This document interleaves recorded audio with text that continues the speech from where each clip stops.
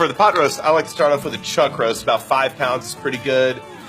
Clean it up a little bit. If it's got some fat, trim it off. Make a bunch of gouges, some pretty deep cuts, and you want to insert the garlic into those cuts. I hope you like garlic.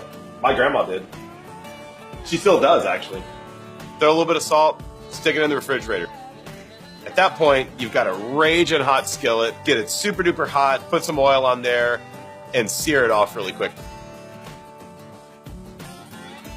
Once you sear off the pot roast, put it aside, deglaze the pan, get it hot again, throw some onions, some garlic in there, get them caramelized pretty good. I like them a little black and crusty on the outside. Throw those in the braising pan with the roast, with a little bit of stock, shiitake mushrooms for some umami, a little squirt of tomato concentrate, a couple splashes of Worcestershire sauce. Throw it in the oven, 275. It's probably going to take about 8 hours. You want to cook it fast enough where the fat renders, but you want to cook it low enough where it actually breaks down over time and gets super duper tender.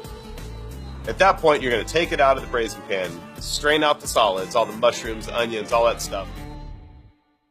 So after you strain the braising liquid, you're going to make your roux. That's going to be 1 cup vegetable oil, 1 cup flour. Start it kind of cold, mix it up in a cup, put it in the skillet, heat it all up at the same time. It's going to take about 30 minutes. You're going to have to stir it the whole time. You can't stop it from moving. It's going to get darker and darker and darker. You want it about the color of a milk chocolate bar. And then you're going to whisk in the hot stock. So at that point, you've got your gravy. Put your roast back in. You know, if you're making a pot roast, you've got all this gravy on the side. You gotta have something to put it on. Mashed potatoes. So for the mashed potatoes, I'm gonna use 6 russet potatoes, medium sized. Put them in cold water, heavily salted, of course.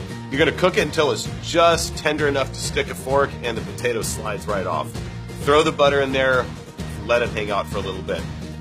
And then right before you wanna serve it, take a potato masher, mash it up, get the butter incorporated, throw a little bit of heavy cream in there, salt and pepper to taste. This is about the consistency I'm looking for. Oh yeah. So at this point, your friends are coming over, your family's getting real hungry. Put the pot roast on the plate, put a little bit of gravy on it, scoop some mashed potatoes, throw some corn on there, put some gravy on it, grab a beer, eat dinner. All these fancy foods are great and stuff, but half the time, what I really want when I sit down is just a basic, simple, really perfect meal.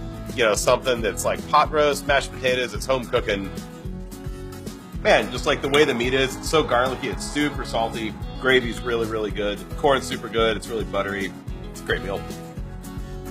This is totally something that I would love to cook for my family. And it would be really special for me to make this for my family, because they made it for me my whole time growing up. This is pretty cool. I'm glad I finally learned how to cook like my grandparents.